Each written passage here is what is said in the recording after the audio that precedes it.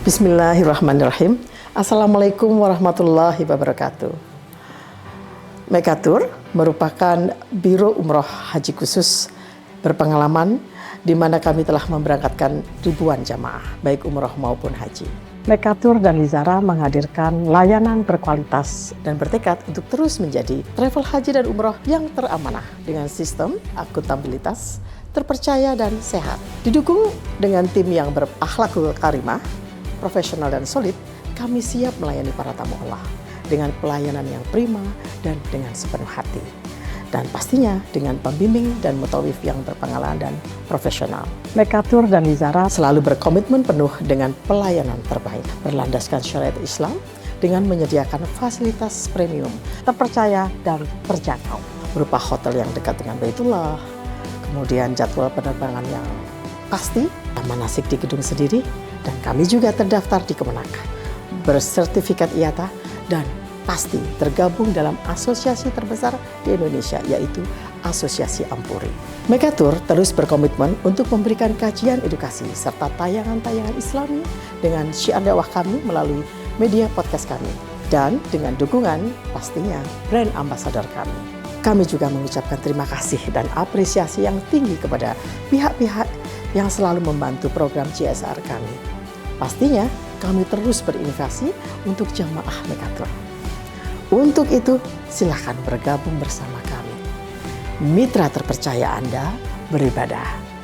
Billahi taufiq wal hidayah. Wassalamualaikum warahmatullahi wabarakatuh. Bismillahirrahmanirrahim. Assalamualaikum warahmatullahi wabarakatuh. Alhamdulillah, wassalatu wassalamu ala sayyidina Rasulillah Muhammad ibni Abdillah wa ala alihi wa ashabihi wa man walah, la hawla wa la quwata illa billah. Amma ba'du. Jamaah Mekatur, sahabat yang dimuliakan oleh Allah Subhanahu wa taala. Kita selalu bersyukur kehadirat Allah atas semua anugerahnya. Kita selalu menyampaikan ucapan salawat dan salam kepada baginda Nabi Muhammad sallallahu alaihi wasallam, karena kita ingin mendapatkan kebaikan-kebaikan di dunia. Demikian juga kita ingin mendapatkan kemuliaan di akhirat. Maka mengikuti tuntunan Allah, mengikuti tuntunan Rasulullah sallallahu alaihi wasallam adalah syarat kita untuk mendapatkan kebaikan dunia, juga kebaikan akhirat. Mudah-mudahan Allah ridhoi kita semua, dan kelak kita mendapatkan syafaat dari Rasulullah sallallahu alaihi wasallam. Amin ya rabbal alamin. Kita melanjutkan tafsir surat An-Nisa dalam program Tadabbur Kalam by Mekatur. Kita akan bahas pada edisi kali ini ayat yang kedua, dan kita lanjutkan dengan ayat yang ketiga. Ayat yang kedua adalah perintah Allah kepada mereka yang mengasuh anak yatim. Mereka yang dengan sukarela ingin membantu anak yatim dengan mengasuh mereka. Maka Allah berharap para wali pengasuh anak-anak yatim betul-betul nawaitunya lillah.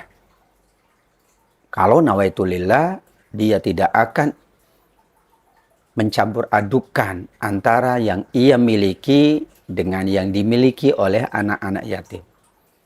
Tidak pula memakan harta anak yatim tanpa ada kebenaran. Karena nawaitunya sejak awal mengasuh yatim adalah untuk kebaikan anak-anak yatim. Bukan untuk kemewahan mereka yang mengasuh anak yatim. Bukankah anak yatim membutuhkan perlindungan dan pertolongan? Pahala mengasuh yatim, pahala memenuhi hak-hak yatim sangat besar. Sampai baginda Nabi menyebutkan bahwa ana wa kafilul yatim kahataini. Aku dengan mereka yang mengasuh, memelihara, menyantuni anak yatim di dalam surga seperti dua jari ini yang sangat dekat. Kemudian Nabi renggangkan sedikit. Tapi itulah kemuliaan yang mengasuh. Jangan sampai kemuliaan-kemuliaan itu malah dirusak dengan perilaku yang buruk. Mengambil harta anak yatim, memakan harta anak yatim, mengabaikan hak-hak yatim. Maka Allah perintahkan di ayat yang kedua, wa atul yatama amwalahum. Berikanlah harta anak yatim manakala mereka sudah dewasa, sudah mampu mengelola harta peninggalan orang tuanya. Dengan demikian maka anak-anak yatim saat masih kecil, pengasuhnya atau walinya yang menjaga harta, mengelola dan memenuhi kebutuhannya. Ketika sudah dewasa, sudah mampu ia mandiri, maka pengasuh atau wali yatim dengan sukarela memberikan semua harta milik anak yatim karena mereka membutuhkan untuk kebaikannya. Wala tatabaddalul khabitha bitthayyib. Jangan sampai engkau mengganti yang buruk dengan yang baik. Mengganti untuk pengasuh, untuk wali yatim itu lebih baik, sedangkan untuk yatimnya yang paling buruk.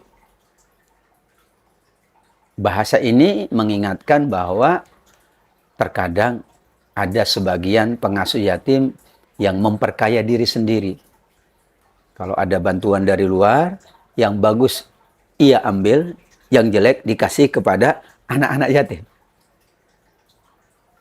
Seharusnya, kalau itu hak anak yatim, diberikan sepenuhnya. Misalnya ada pakaian, ada perlengkapan sekolah, sepenuhnya. Memang itu hak anak yatim. Pengasuh atau wali mendapatkan pahala yang sangat besar dari Allah Subhanahu wa Ta'ala. Sebaliknya kalau melakukan perbuatan yang dapat mengurangi hak yatim atau anak-anak yatim tidak mendapatkan haknya, maka diingatkan di ayat yang ke-10. Orang-orang yang memakan harta anak yatim dengan zalim, mereka itu ibarat memakan api di dalam perutnya. Artinya nanti akan menjadi bahan bakar di dalam neraka Allah Subhanahu wa Ta'ala. Wala ta'kulu amwalahum ila amwalikum. Janganlah kalian memakan harta mereka kepada harta-harta kalian. Artinya harta anak yatim adalah milik anak yatim. Harta kita ya milik kita. Saat kita membantu anak yatim, maka hak anak yatim, harta mereka kita jaga. Dan kita menggunakan harta kita sesuai dengan kebutuhan kita. Namanya juga mengasuh anak yatim, memelihara anak yatim. Justru yang memelihara mungkin akan berkurang hartanya karena dia membantu anak yatim, dan itu pahala yang besar dari Allah Subhanahu wa Ta'ala. Bukan sebaliknya. Yang kaya, yang sejahtera, pengasuhnya, pengurus-pengurus anak yatimnya tidak mendapatkan hak pendidikan, hak kesehatan, makan minumnya terabaikan, pakaiannya juga tidak sesuai. Jangan memakan harta anak yatim untuk harta-harta kalian. Artinya untuk kebutuhan kalian yang lebih besar, maksud kalian adalah para pengasuh atau walinya anak-anak yatim. Innahu huban kabiro, karena itu adalah dosa yang sangat besar, perbuatan yang sangat tercela. Di dalam sebuah hadis disampaikan bahwa ada seorang paman di mana dia berasal dari Bani Ghatafan, mengasuh anak yatim, keponakannya yang ia asuh. Harta peninggalan orang tuanya sebenarnya sudah mencukupi untuk anak tadi yang diasuh oleh pamannya saat ia dewasa. Namun ketika dewasa, anak itu meminta harta orang tuanya karena itu haknya dia sebagai ahli warisnya. Ternyata pamannya menolak karena menganggap itulah miliknya. Padahal tetap saja harta itu milik anak yatim karena harta itu dari orang tuanya. Harta waris. Saat itulah Allah turunkan ayat ini mengingatkan paman tadi untuk benar-benar memenuhi harta anak yatim, mengembalikan harta tersebut karena milik anak yatim, saat mendapatkan bantuan dari orang lain, donasi dari pihak luar, maka anak yatim yang diprioritaskan, yang diasuh, yang lebih didahulukan daripada pengasuhnya. Meskipun dibolehkan, yang mengasuh anak yatim mengambil sesuai dengan yang ma'ruf, yang sesuai. Karena ada yang mengasuh dan dia memang mampu, ada yang mengasuh anak yatim, dia pun tidak mampu. Dia hanya memiliki kemampuan manajerial, kemampuan mengasuh, kemampuan mendidik, membina, memberikan banyak sarana-sarana kebaikan. Silakan saja. Namun saat anak yatim itu sudah dewasa, maka sepenuhnya hartanya dikembalikan kepada anak yatim tersebut, karena dia akan melanjutkan kehidupannya menuju kehidupan yang lebih baik. Riwayat yang lain mengatakan bahwa dahulu pengasuh yatim manakala melihat ada anak yatim yang cantik, dia ingin nikahi. Namun tidak mau memberikan mahar. Dengan alasan, saya yang mengasuh. Yang mengasuh seperti orang tua. Diabaikanlah hak yatim. Maka Allah larang itu. Karena tetap saja anak yatim punya hak. Meskipun yatim, kalau dinikahi maka ada hak yang bernama mahar. Tidak boleh dengan alasan yatim yang menikahi dari pengasuhnya mengabaikan haknya. Itulah bagaimana tuntunan Allah kepada para pengasuh, mereka yang sukarela mengasuh anak yatim, memelihara, menyantuni anak-anak yatim, bahwa tujuan utamanya lillah, akan berdampingan dengan Rasulullah di surga. Syaratnya memenuhi hak anak yatim, mengembalikan hartanya kalau sudah mampu ia mandiri, tidak boleh memakan harta mereka, mencampur adukan antara kepemilikannya dengan kepemilikan mereka sehingga mereka mengambil lebih banyak daripada hak anak yatim tersebut. Karena itu termasuk dosa yang sangat tercela di sisi Allah Subhanahu wa Ta'ala. Insya Allah setelah ini kita akan lanjutkan surat An-Nisa ayat yang ketiga yang masih ada kaitan dengan ayat yang kedua. Kita lanjutkan setelah yang satu ini.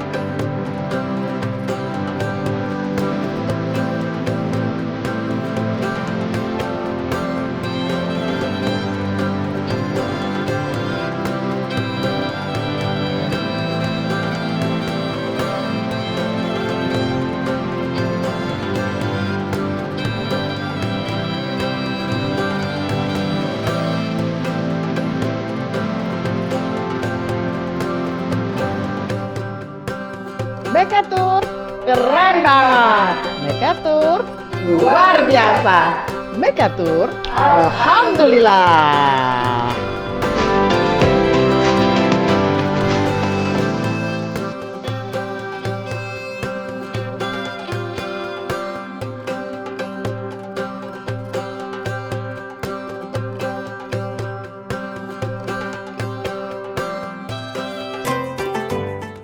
Sahabat dan jemaah Mekatur yang dimuliakan oleh Allah Subhanahu wa taala.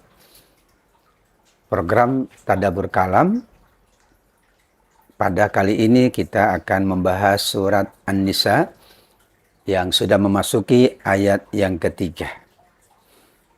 Allah mengingatkan tentang konsepsi keadilan, baik tentang bagaimana keadilan soal harta, kemudian keadilan soal pernikahan. Karena intinya adalah seorang yang mampu berbuat adil dalam semua aspeknya akan berada di atas mimbar-mimbar yang bercahaya. Ala manabir min nur. Rasulullah memberikan apresiasi tersebut supaya siapapun berlaku adil dalam segala urusan. Termasuk ayat kedua dalam memenuhi hak anak yatim dari harta-harta mereka. Ayat ketiga dalam memenuhi istri, memenuhi hak keluarga. Karena kalau tidak berlaku adil, maka di akhirat kelak Allah Subhanahu wa taala jadikan ia tidak dapat tegak lurus jalannya. Untuk mengisyaratkan bahwa ia pernah tidak berlaku adil kepada istri, kepada anak, kepada sesamanya. Di awal ayatnya, wa in khiftum alla tuqsitu fil yatama, jika kalian khawatir tidak mampu berlaku adil kepada anak-anak yatim, dengan kalian tidak mau membayar mahar yang menjadi hak istri kalian, maka janganlah menikahi anak yatim. Tapi carilah orang yang lain, wanita-wanita yang lain. Kekhawatiran ini muncul karena dahulu menjadi kebiasaan. Sengaja mereka menikah yatim dalam jumlah yang tidak dibatasi karena mereka tidak harus membayar mahar. Jadilah rukun pernikahan itu harus ada mahar untuk pihak calon istri. Tidak boleh tidak. Meskipun kata Rasul hanya khatam min hadid, yaitu cincin dari besi. Namun tentu seorang calon suami yang sungguh-sungguh ingin membangun mahliga rumah tangga, ia akan memberikan mahar yang terbaik. Maka mahar yang diinginkan oleh calon istri, yang disukai. Kecuali memang tidak ia dapatkan itu karena ketidakmampuannya. Tapi bagi yang mampu, menghargai istri, menghargai calon istri dengan mahar yang layak, mahar yang patut. Ketika ada kekhawatiran tidak mampu berlaku adil, memenuhi hak calon istri, maka nikahilah selain dari anak-anak yatim. Karena kalau anak-anak yatim mungkin sulit untuk memaksa atau meminta haknya. Tapi kalau wanita yang biasa, selain dari yatim, ia mampu mengungkapkan itu. Dan calon suami pun akan memenuhinya dengan baik. Sebab nuzul pun menyebutkan atau mengisyaratkan hal yang demikian. Bahwa dulu ada seorang laki-laki yang ingin menikahi anak yatim. Namun ia tidak mau membayar maharnya dengan alasan dia anak yatim. Sedangkan kalau menikah dengan yang bukan anak yatim, ia penuhi maharnya. Berarti ada ketidakadilan. Ada kezaliman yang dilakukan oleh laki-laki tersebut. Maka Allah mengingatkan jika khawatir tidak bisa berlaku adil terhadap anak-anak yatim, fankihu ma thaba lakum minan nisa. Nikahilah yang baik-baik, wanita yang baik-baik. Ada 3 pilihan dari Allah Subhanahu wa taala, yaitu menikah satu, menikah lebih dari satu, ya, atau dalam tanda kutip ya, menikah dengan cara yang sesuai dengan konsep keadilan.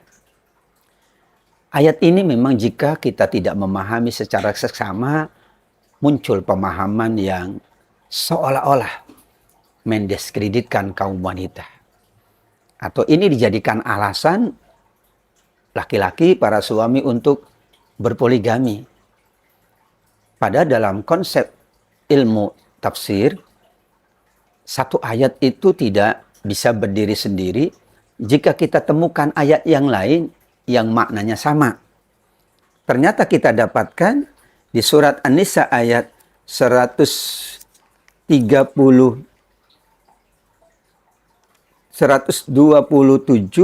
di mana Allah ingatkan 129 di mana Allah ingatkan walan tastati'u an ta'dilu bainan nisa'i walau harastum. Kalian tidak akan mampu benar-benar berlaku adil antara istri yang kalian nikahi lebih dari satu meskipun kalian sangat berharap. 129 ini berarti masih ada kaitan dengan ayat yang ketiga. Bahwa keadilan adalah sebuah persyaratan utama. Dengan anak yatim, kalau tidak mampu berlaku adil, maka tidak menikahi anak yatim. Dengan wanita yang lain, kalau tidak mampu berlaku adil, maka fawahidatan. Satu, kata Allah. Diperkuat dengan fa in khiftum alla ta'dilu. Jika kalian khawatir tidak mampu berlaku adil, jika memiliki lebih dari satu, maka satu itu yang lebih baik. Dzalika adna alla ta'ulu. Alasannya kata Allah bahwa yang demikian lebih dekat agar kalian tidak berlaku zalim. Agar kalian mampu memenuhi semua hak-hak mereka. Meskipun bicaranya tentang istri, tapi jika manusia sudah berkeluarga, maka ada hak anak. Ada hak keluarga besarnya. Jangan sampai seseorang hanya ingin memenuhi kebutuhan dirinya dan mengabaikan hak istri, hak anak, atau hak keluarganya. Karenanya ada pertimbangan yang Allah sampaikan. Pertimbangan itu agar kita selamat di dunia dan selamat di akhirat. Bagaimana dengan mereka yang mampu berlaku adil? Tetap saja bahwa keadilan itu sulit untuk diwujudkan manakala hanya berpandu pada adil menurut kaum laki-laki saja. Sedangkan adil menurut kaum wanita tidak diperhatikan juga. Dan Rasulullah Shallallahu Alaihi Wasallam menikahi Aisyah, menikahi istri yang lain setelah Khadijah radhiyallahu anha wafat. Ini mengisyaratkan bahwa semulia Nabi, seadil Nabi, sekuat Nabi, ada pertimbangan-pertimbangan itu. Di samping Nabi melakukan itu karena perintah Allah. Karena ada nilai yang lebih luhur dari sekedar hanya memenuhi kebutuhan biologis saja. Karena ada dakwah, ada kebaikan, ada hikmah, dan Allah yang Maha Tahu. Karenanya Nabi melakukan itu setelah Khadijah radhiyallahu anha wafat. Dan ketika menikah dengan Aisyah radhiyallahu anha, itu juga karena para sahabat yang menawarkan itu karena melihat Nabi betapa berat keadaannya, tugasnya yang sangat banyak. Sedangkan di rumah tidak ada yang menyiapkan sebagaimana layaknya seorang istri kepada suami.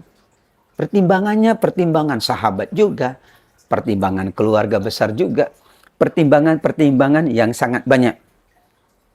Dengan pertimbangan-pertimbangan itu maka Allah Subhanahu wa taala mengingatkan seseorang yang hendak menikah lebih dari satu, maka perlu mempertimbangkan banyak faktor yang semuanya itu adalah faktor keadilan. Dan keadilan ada yang bersifat lahiriah, pemenuhan haknya secara lahiriah, soal tempat, soal penginapan, soal harta secara kuantitatif, demikian juga seluruh hak lahiriahnya. Ditambah dengan keadilan yang bersifat batiniah, yaitu perasaan, kasih sayang, penghormatan, ketenangan, dan seluruhnya yang membawa kepada keadilan dalam perspektif kaum wanita dan juga perspektif keluarga besar atau anak-anak. Untuk itu Allah berfirman di ayat yang keempat, berikanlah kaum wanita yang hendak engkau nikahi itu mahar-mahar mereka secara baik. Ya. Namun jika kemudian ada sesuatu yang kalian inginkan, ya, dan diperkenankan oleh kaum wanita tadi, makanlah dengan baik-baik juga. Ya. Tetap mahar itu adalah rukun dan kewajiban bagi calon suami untuk memberikan kepada calon istrinya. Dalam perjalanannya tentu mungkin ada hal-hal ekonomi yang terjadi antara keduanya, maka solehahnya istri, dia juga membolehkan suami untuk mengambil bagian dari yang ia berikan. Tapi dengan sukarela. Namun suami yang soleh tidak akan melakukan itu. Karena sudah hak penuh dari seorang istri. Karenanya hubungan suami dan istri adalah hubungan kebaikan. Hubungan keberkahan. Hubungan saling membantu. Hubungan saling melengkapi. Hunna libasul lakum wa antum libasul lahun. Mereka itu, para istri adalah pakaian bagi suami. Suami juga pakaian bagi istri. Saling melindungi. Saling menutupi aibnya. Saling menjaga kebaikannya. Saling menyusun rencana-rencana. Saling menolong, saling membantu. Apalagi jika istri melihat suami kesulitan dalam hal ekonominya, istri membantu. Karena ini adalah milik bersama, rumah tangga milik bersama, keluarga nanti juga milik bersama, bukan milik suami saja, bukan milik istri saja. Mudah-mudahan Allah jaga hubungan suami dan istri, Allah jaga hubungan keluarga, Allah jaga hubungan sahabat dan teman, kerabat kita, sehingga yang ada adalah kebaikan, kebahagiaan, kesejahteraan, juga keselamatan di dunia dan keselamatan di akhirat kelak. Shadaqallahul Aliyyul Azim. Maha benar Allah yang maha tinggi lagi maha agung. Demikian yang kita bahas pada kali ini. Insyaallah tadabbur kalam akan membersamai Bapak Ibu sahabat Mekatur sekalian. Aku qouli hadza, hadanallahu iyyakum ajma'in. Terima kasih atas kebersamaannya. Mohon maaf apabila ada khilaf. Usikum nafsi bitaqallah. Wassalamualaikum warahmatullahi wabarakatuh. Rabbana atina fid dunya hasanah wa fil akhirati hasanah wa qina adzabannar wa adkhilna al-jannata wa